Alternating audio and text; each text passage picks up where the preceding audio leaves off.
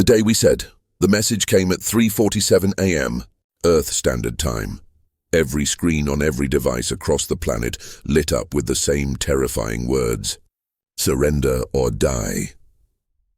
Commander Sarah Chen stared at the holographic display in the emergency command center, her coffee growing cold in her trembling hands.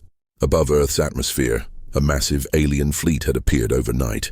Ships the size of cities, dark and silent, blocking out the stars. How many? She whispered to her aide, Lieutenant Marcus Webb. 2,000 confirmed, ma'am. Maybe more hiding behind the moon. Sarah's mind raced. Humanity had barely made it to Mars. Their best weapons were primitive compared to what hung above them now. The aliens, whoever they were, had traveled between stars. They could probably turn Earth into dust with a single command. The communication continued, broadcast in perfect English, Chinese, Spanish, and every other human language. We are the hegemony.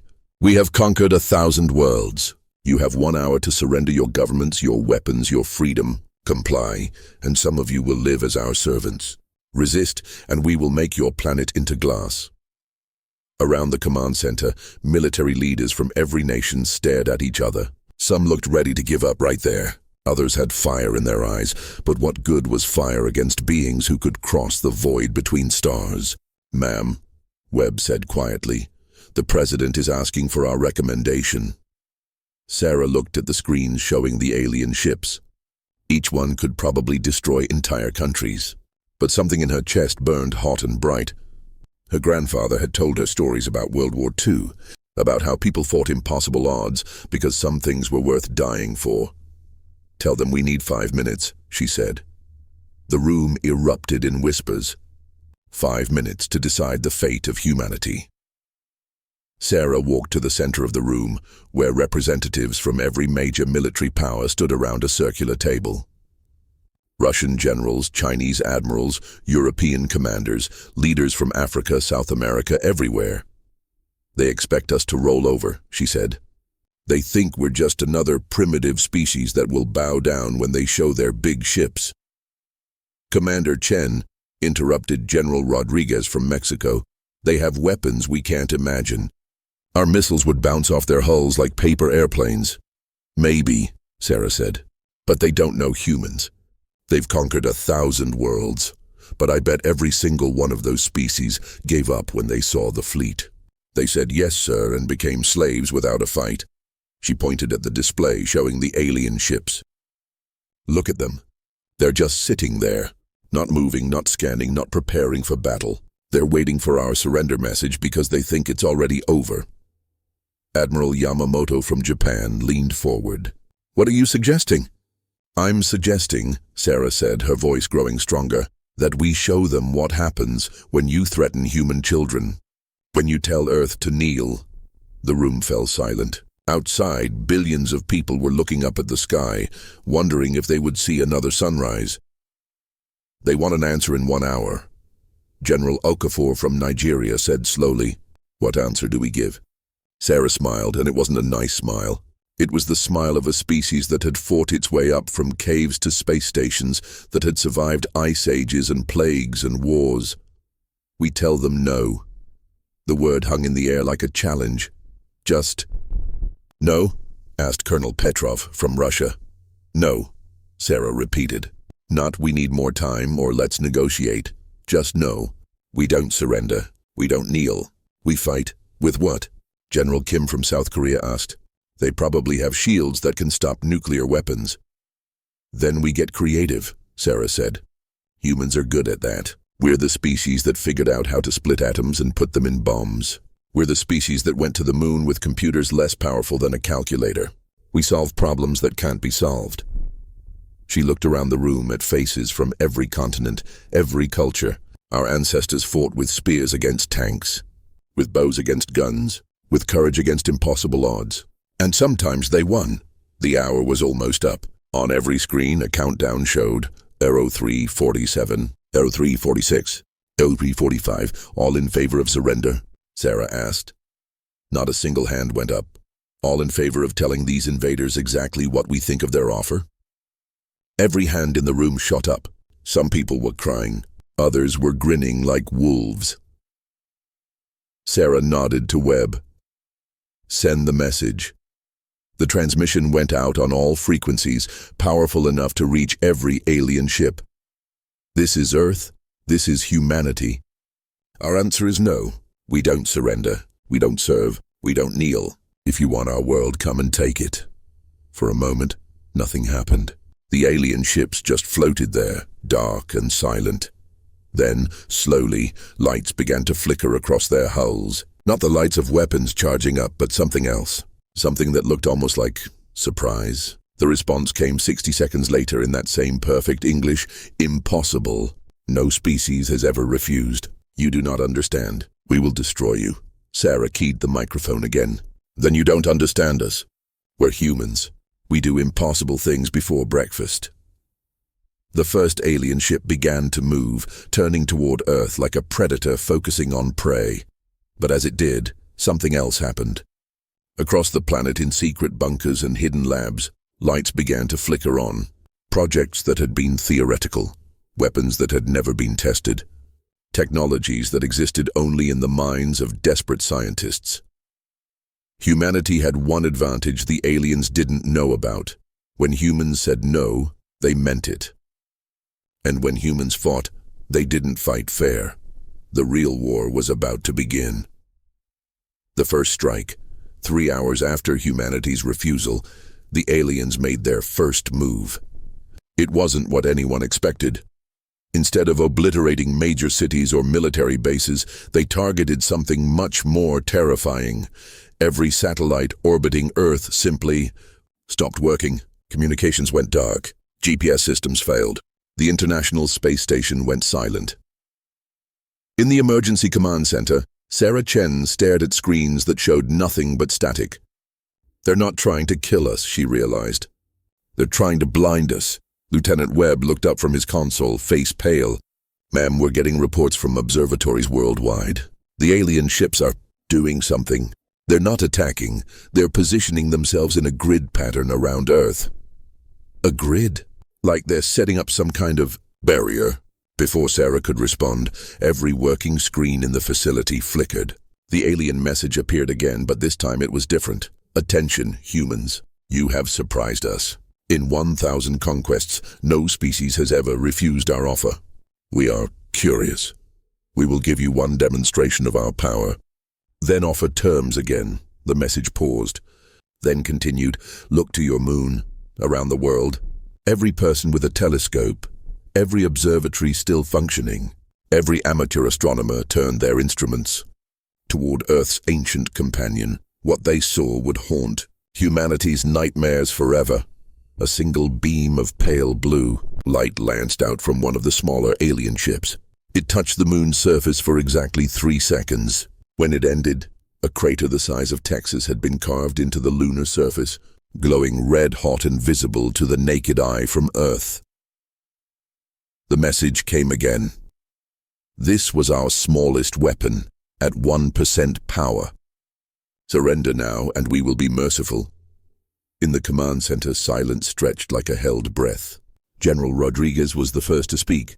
"Mother of God, if that's 1%, then a full power shot could crack the Earth in half." Admiral Yamamoto finished. Sarah felt the weight of 8 billion lives pressing down on her shoulders. The smart thing, the logical thing, would be to surrender, to save as many people as possible.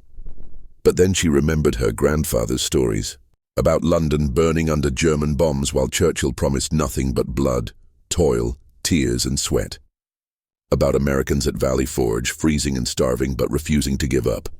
About every time in history when humans faced extinction and said, "Not today." "Webb," she said quietly, "get me Dr. Elizabeth Reyes." "The quantum physicist?"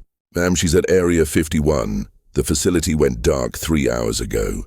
"Then get me a landline. A radio. Send smoke signals if you have to. We need her now." While Webb scrambled to make contact, Sarah addressed the room full of military leaders. Many looked ready to surrender. She couldn't blame them. "I know what you're thinking," she said. "I know what you're feeling. We're insects compared to them. How do we fight beings who can carve up the moon like a birthday cake?" "How indeed?" General Kim asked, his voice hollow. Sarah walked to a display showing Earth from space, surrounded by alien ships like antibodies surrounding an infection.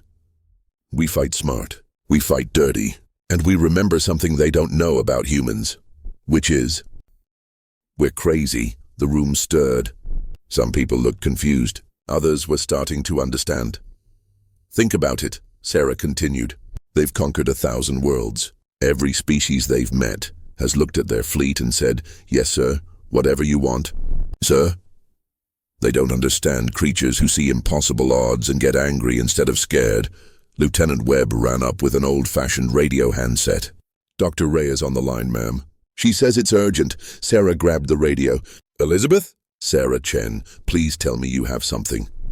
The voice that came back was excited, almost manic. "Sarah." "Oh God, Sarah, you need to listen. When they cut off satellite communications, they had to emit some kind of dampening field, right? Well, I've been analyzing the quantum signatures, and I think I know how their technology works. In English, Elizabeth, they're using controlled micro-wormholes, tiny tears in space-time to move energy and matter. That's how they travel between stars, how their weapons work, everything. But here's the thing, every wormhole has to be precisely calibrated. If you introduce quantum interference at the right frequency," Sarah felt her heart start to pound, "you can disrupt them. Better than that, I think we can turn their own wormhole generators into weapons. Remember Project Lighthouse?" Sarah's blood turned to ice. Project Lighthouse was a theoretical weapon so dangerous that even discussing it was classified above top secret.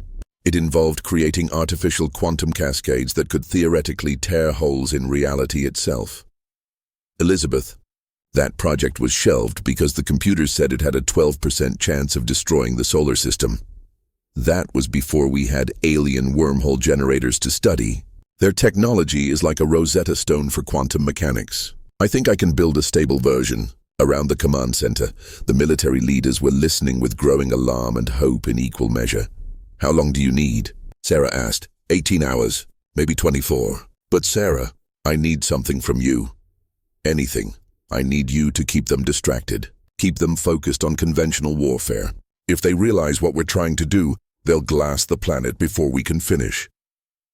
Sarah looked around the room at faces filled with desperate hope. "Consider it done." She handed the radio back to Webb and addressed the room. "Ladies and gentlemen, we have a plan. It's insane, it's dangerous, and it probably won't work." "And if it fails?" General Okafor asked. "Then we die on our feet instead of living on our knees." She turned to the communication console. "Open a channel to the alien fleet." The response was immediate. "We are listening, humans. This is Commander Sarah Chen speaking for Earth. We've considered your demonstration. We have a counteroffer." Silence from the aliens. This was clearly not in their script. "We challenge you to single combat," Sarah said. "Your best ship against our best ship. If you win, we surrender. If we win, you leave our solar system and never return." The silence stretched longer this time. "Finally, you are serious? Your primitive vessels against our technology? Dead serious, unless you're afraid to face humans in a fair fight?"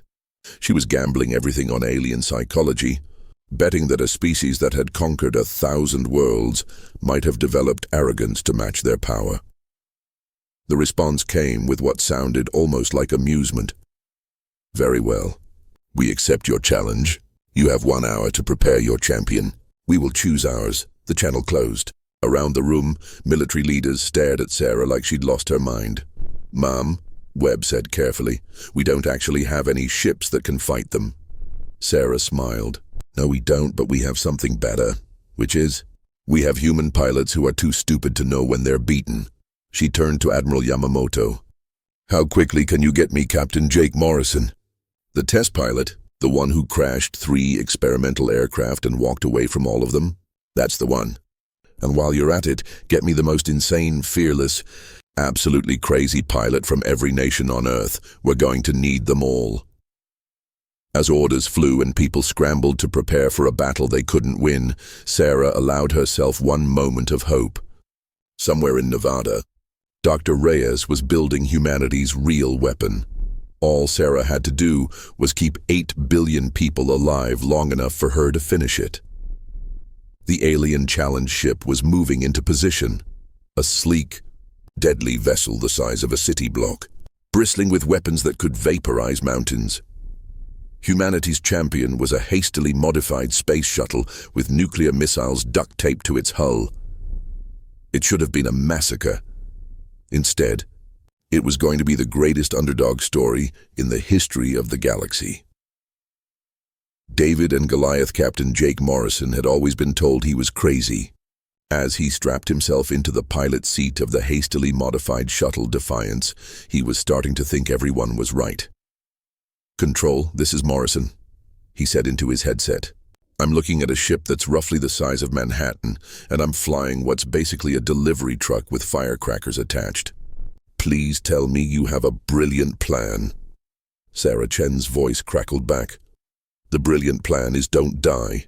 Jake, everything else is optional." Through the shuttle's reinforced windows, Jake could see the alien vessel holding position 50 kilometers away. It was beautiful in a terrifying way, smooth curves of dark metal that seemed to absorb light, with weapon ports that glowed with barely contained energy. No human technology had ever created anything so elegant or deadly. "Jake," came another voice on the radio, Dr. Reyes from Nevada. "Remember what we discussed. You don't have to win. You just have to survive and keep their attention." "Copy that, Doc. Survive and be annoying. I can do that."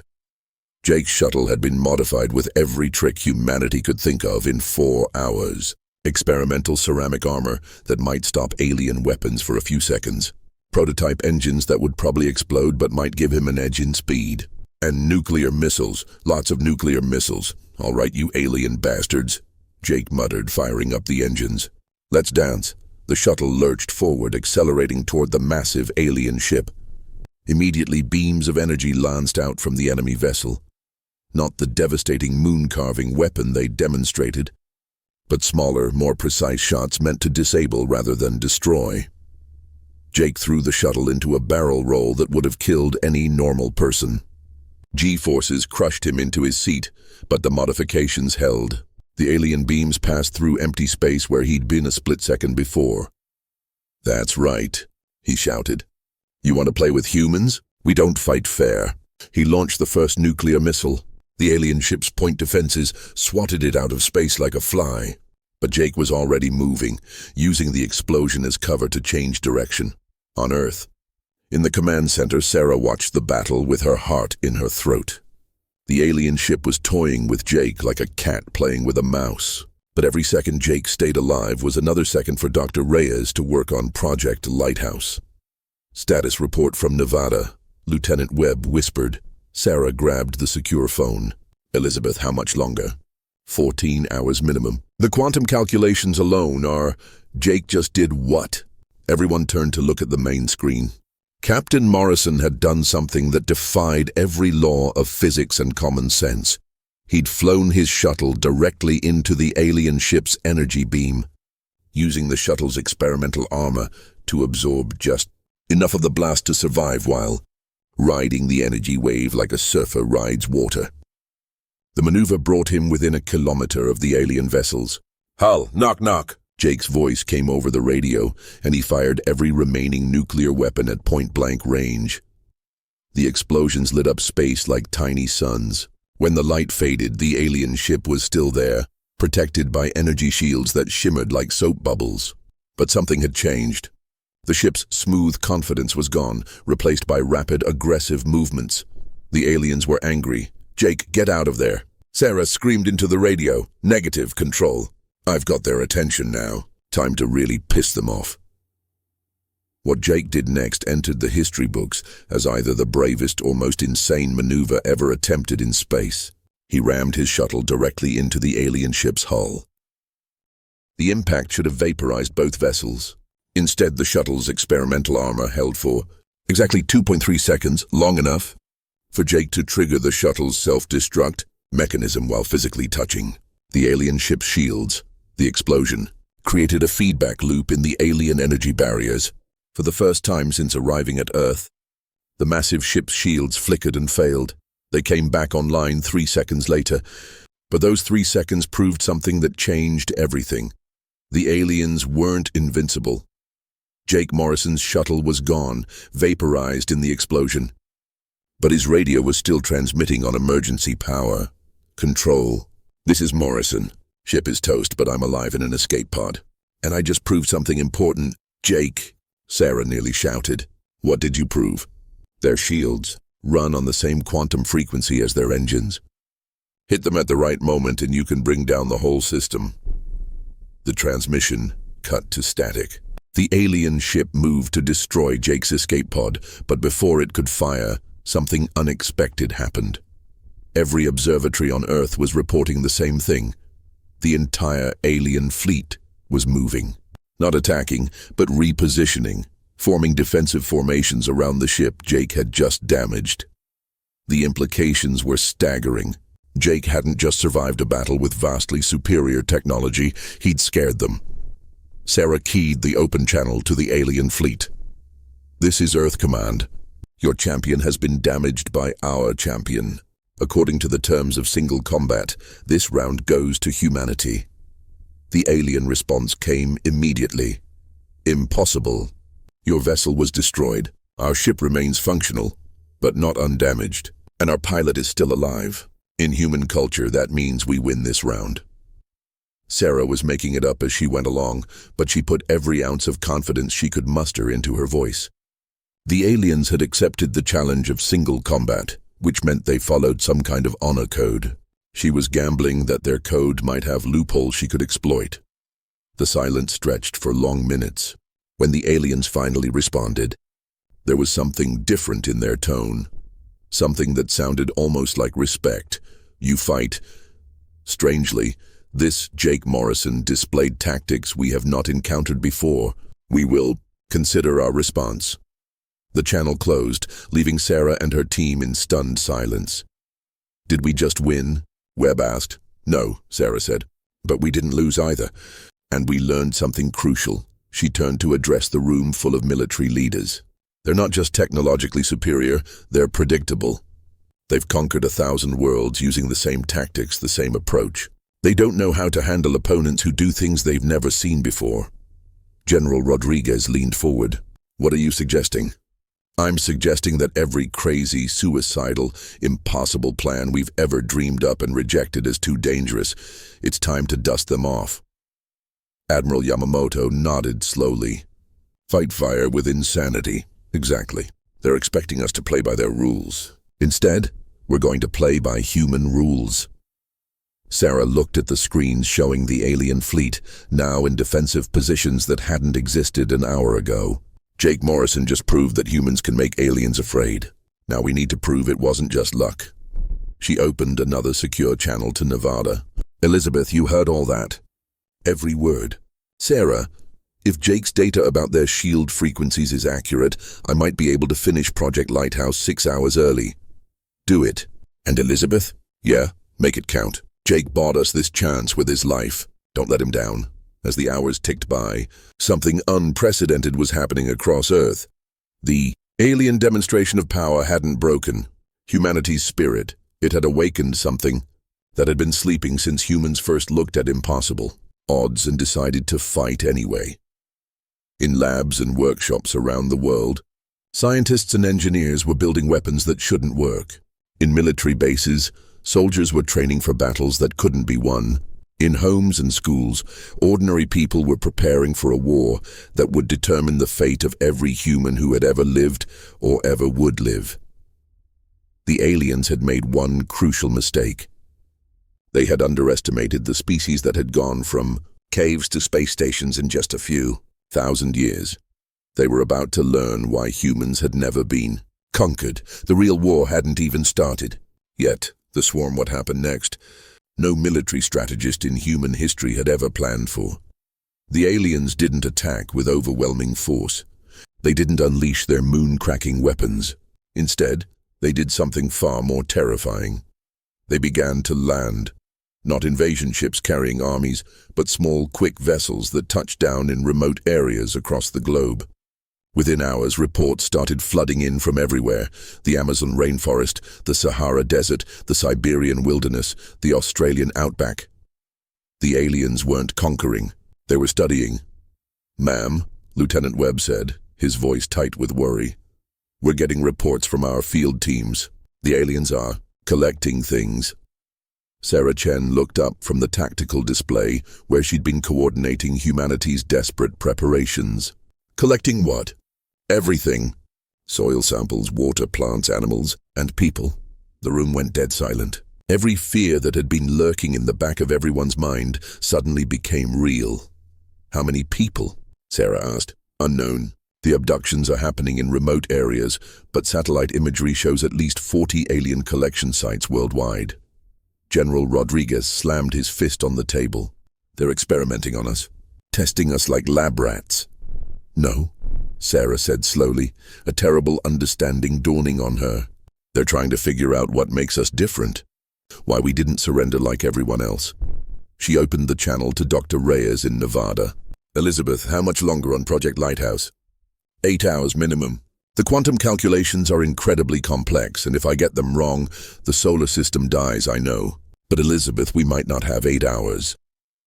Before Dr. Reyes could respond, every screen in the command center flickered to life with an alien transmission. But this time, it wasn't the smooth, confident voice they'd heard before. This was different. Multiple voices overlapping, arguing in languages that hurt human ears to hear. Finally, one voice emerged dominant, speaking in accented but clear English. Humans of Earth, we have studied your kind for 12 hours. We have questions. Sarah keyed her microphone. This is Commander Chen. We're listening. You are not the first species to refuse our initial offer. 17 others have done so across our 1,000 conquests. All surrendered when we demonstrated our power. You did not. Why? The question hung in the air like a challenge. Around the command center, military leaders looked at each other with expressions ranging from confusion to grim understanding. Because, Sarah said carefully, you threatened our children. Silence from the aliens. Then, explain. Sarah took a deep breath. How do you explain humanity to creatures who had never known anything but dominance and submission? When you threaten a human's family, their home, their future, something happens inside us. We stop thinking about odds. We stop calculating survival chances. We become something more dangerous than any weapon you can imagine. You become irrational. We become unstoppable. More silence. When the alien spoke again, there was something like confusion in their voice. We have analyzed your behavior. Captain Morrison's attack had a 0.03% chance of success. Yet he attempted it without hesitation. This is illogical. Sarah smiled grimly. Logic is overrated. Sometimes the impossible happens because someone is too stupid or too stubborn to accept that it's impossible. We have studied your history, the aliens continued. Your species wages war constantly. You fight over resources, territory, beliefs. You kill each other for reasons that make no sense to us. Yet when we threaten you, you unite instantly. Explain this contradiction. Sarah looked around the room at Russian generals standing beside American admirals, Chinese commanders working with Indian officers, European and African and South American leaders all focused on the same goal. We fight each other, she said, because we're family. And families fight. But when an outsider threatens our family, we remember who we really are. The alien response came faster this time. You speak of your species as a single unit, but your own records show constant conflict, division, hatred between your groups. That's what makes us human, Sarah replied. We're individuals. We disagree, we argue, we compete, but we're also something more than the sum of our parts. When it matters, when everything is on the line, we're not Russians or Americans or Chinese or Africans. We're humans. The transmission cut out, leaving the command center in tense silence. For 10 minutes, nothing happened. Then Lieutenant Webb spoke up. Ma'am, we're getting reports from the collection sites. The aliens are leaving. Leaving? The small ships are taking off, heading back to the main fleet, but... Webb paused, checking his displays. They're taking everything they collected with them, including the people. Sarah felt ice form in her stomach. How many? Best estimate, about 3,000 people from around the globe. The implications were staggering. 3,000 human beings gone, taken to massive ships in space to be studied, experimented on, possibly killed. Ma'am, came Dr. Reyes's voice on the secure line, I've been monitoring their communications. The quantum signatures are spiking all across their fleet. I think they're preparing for something big." Before Sarah could respond, the alien transmission resumed.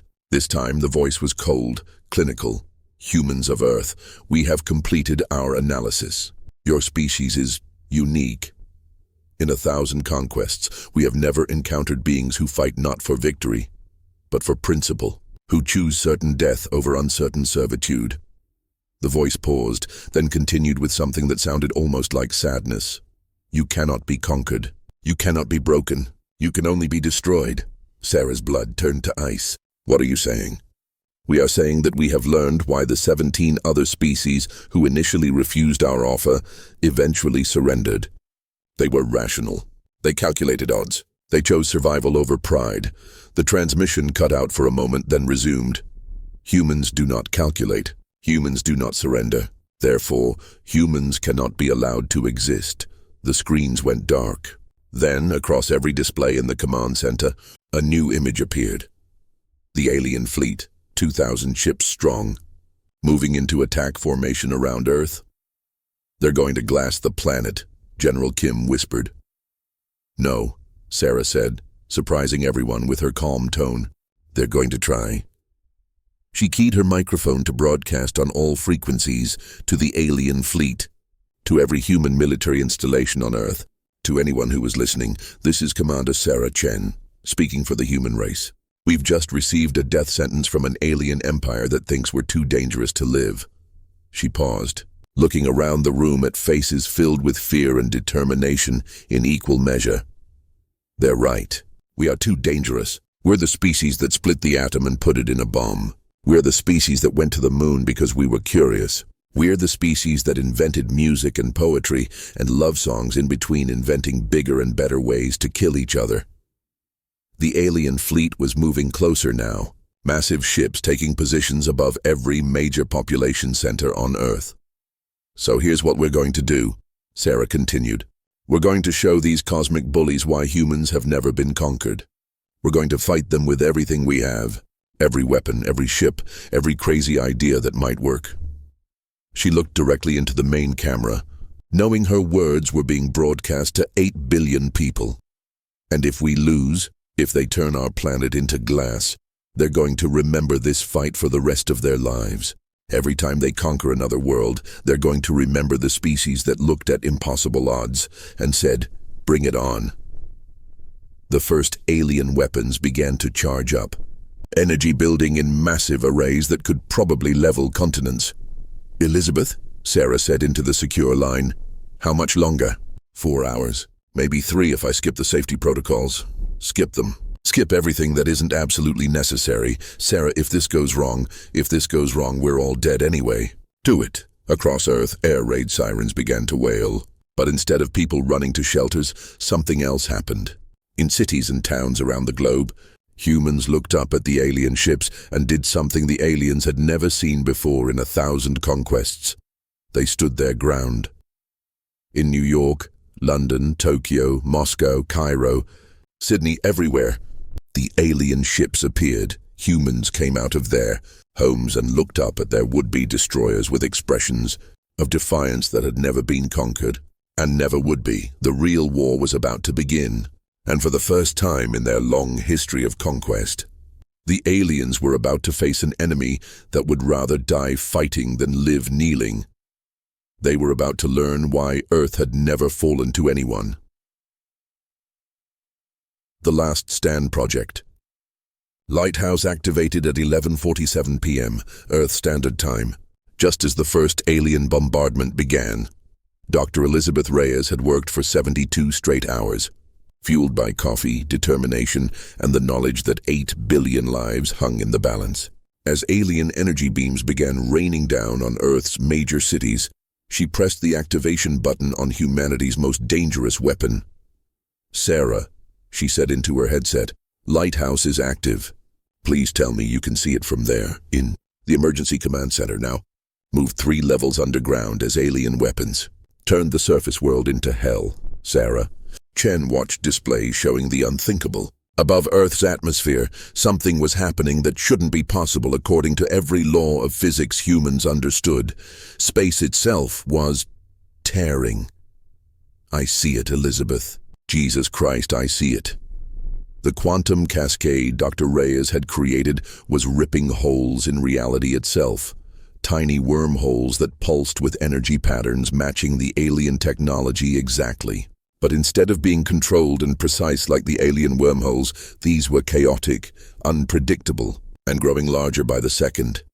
"It's working," Dr. Reyes said, her voice filled with exhausted triumph. "The cascade is interfering with their wormhole generators. Every alien ship is losing power. Above Earth, the impossible was happening. Ships that had traveled between stars were suddenly dark and powerless, drifting like dead whales in the void. Their weapons fell silent. Their shields flickered and died, but humanity's victory lasted exactly 43 seconds. "Sarah," Dr. Reyes screamed into the radio. "Something's wrong. The cascade is growing too fast. The wormholes are merging." On every screen in the command center, the truth became horrifyingly clear.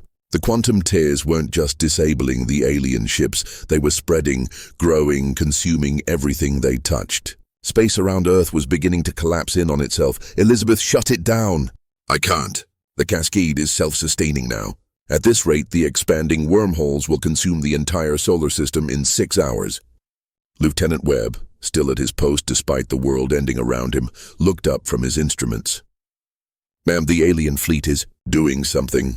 Sarah turned to the displays. The powerless alien ships were somehow linking together, connecting with streams of energy that made their hulls glow like stars. The alien transmission that followed was different from all the others. The voice was strained, desperate. "Humans, your weapon is destroying everything. Your star system, our ships, reality itself. You must help us stop it." Sarah keyed her microphone, hardly believing what she was hearing. "Help you? You were trying to exterminate us 5 minutes ago." "Yes, but extinction is preferable to the complete destruction of space-time. Your species has created something that threatens the galaxy itself." Dr. Reyes's voice cut in. "Sarah, they're right. If the cascade continues expanding, it won't stop at our solar system. The quantum effects will propagate faster than light. It could theoretically consume the entire galaxy." Sarah stared at the displays showing reality itself coming apart at the seams. Humanity had created a weapon so powerful it could destroy everything, including humanity itself. "What do you need from us?" she asked the aliens. The response came immediately. "Your quantum physicist, Dr. Reyes. She understands the cascade in ways we do not. We must combine our technologies, our controlled wormhole generators with her chaotic cascade, to create a containment field." Sarah looked around the command center at faces filled with disbelief. After everything, the threats, the demonstrations of power, the attempted genocide, the aliens needed human help to save the galaxy. "And if we refuse?" Sarah asked. "Then everyone dies. Humans, aliens, every living thing within 10,000 light years. Dr. Reyes's voice crackled over the radio. "Sarah, I'm looking at the quantum mathematics. They're right, but working with their technology, I'd need to physically interface with their wormhole generators. I'd need to go up there." The silence in the command center was deafening.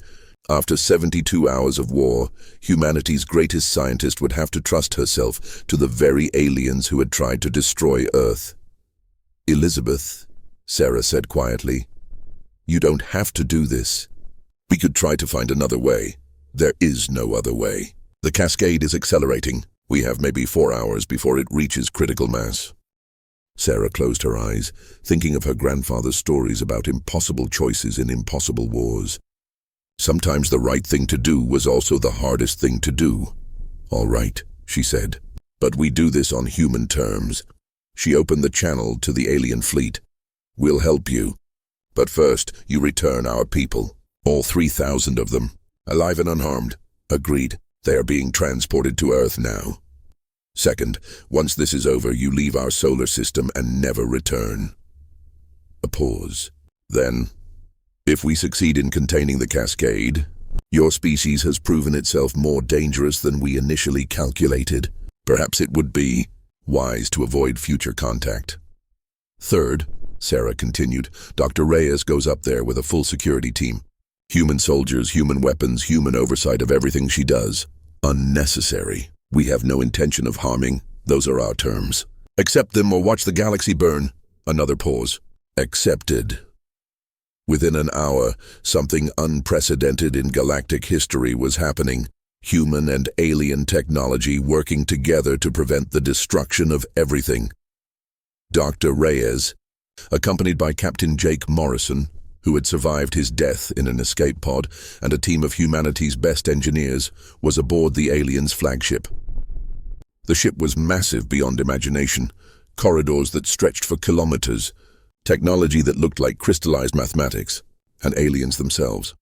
The beings who had terrorized Earth were tall, elegant creatures that looked like they had been carved from starlight and shadow. Their leader, who called himself Architect Prime, had eyes like galaxies and a voice that sounded like solar wind. Your species, he said to Dr. Reyes as she worked at a control panel that existed in 7 dimensions, is terrifying. Elizabeth didn't look up from her calculations. You're the ones with planet-killing weapons. Weapons can be controlled, rationalized, used precisely. What you created, this quantum cascade, it is pure chaos given form. It is the universe itself made angry. Jake Morrison, standing guard with a rifle that probably couldn't even scratch alien armor, grinned. Doc, I think that's the nicest thing anyone's ever said about human engineering. Shut up. Jake, I'm trying to prevent the apocalypse here. The work was unlike anything in human experience. Dr. Reyes had to think in 11 dimensions simultaneously, manipulating quantum fields that existed in the spaces between thoughts, creating mathematical equations that described the impossible. Meanwhile, down on Earth, something beautiful was happening. As the 3,000 abducted humans were returned, alive, unharmed, and full of stories about alien technology, crowds gathered in every major city. Not to celebrate but to watch. Above them, reality was being sewn back together by human and alien minds working in perfect harmony for the first and probably last time in galactic history. It's working. Dr. Reyes reported after 6 hours of work that aged her 10 years. The cascade is stabilizing. The wormholes are beginning to collapse in on themselves. On the main view screen of the alien flagship, Earth hung in space like a blue jewel. The quantum tears that had threatened to consume everything were shrinking. Reality healing itself, like a wound closing. Architect Prime turned to Dr. Reyes with something that might have been respect. You have saved not just your world, but countless worlds across the galaxy. Why? Elizabeth looked up from her instruments, exhausted but triumphant. Because it was the right thing to do, even though we tried to destroy you. Especially because of that. Doing the right thing when it's easy doesn't count. Doing the right thing when it's hard, that's what makes you human. The alien leader was quiet for a long moment. We have conquered 1,000 worlds. We believed we understood strength. We believed might made right. He gestured toward Earth. Your species taught us something today. True strength is not the power to destroy, but the wisdom to choose not to. You could have let the cascade consume us along with everything else. Instead, you chose to save your enemies. Jake Morrison shouldered his rifle. Yeah, well, we're funny that way. We tend to think genocide is bad even when the other guy starts it. The quantum cascade finally collapsed, the last wormhole winking out of existence like a dying star. Space around Earth was normal again, scarred from the battle but intact. It is finished, Architect Prime announced. The galaxy is safe. Dr. Reyes nodded, then looked directly at the alien leader. Now comes the hard part, which is, you go home and tell the rest of your hegemony what happened here. Tell them about the species that refused to surrender, fought impossible odds, nearly destroyed the galaxy by accident, and then saved it because it was the right thing to do. Architect Prime's galaxy eyes seemed to grow brighter. And what message should we carry about humanity to the rest of the galaxy? Sarah Chen's voice came over the radio from Earth. Tell them we're here. Tell them we don't surrender, we don't kneel, and we don't run away. Tell them that if they want to be our friends, they're welcome to try. If they want to be our enemies, they'd better bring more ships. The alien fleet began to leave within hours, massive vessels disappearing into the void between stars. But before the flagship departed, Architect Prime sent one final message to Earth. Humans of Earth, you have taught us that conquest is not strength, that wisdom is greater than weapons, that sometimes the greatest victory is knowing when not to fight. The message paused, then continued. Your species will be remembered. When the hegemony speaks of the 1,000 worlds we have conquered, we will also speak of the one world that conquered us without firing a shot. The one world that taught an empire how to be better. The flagship vanished in a flash of light, leaving Earth alone with its moon, scarred but intact, wounded but unbroken. In the emergency command center, now back on the surface, Sarah Chen looked around at the faces of the people who had saved humanity.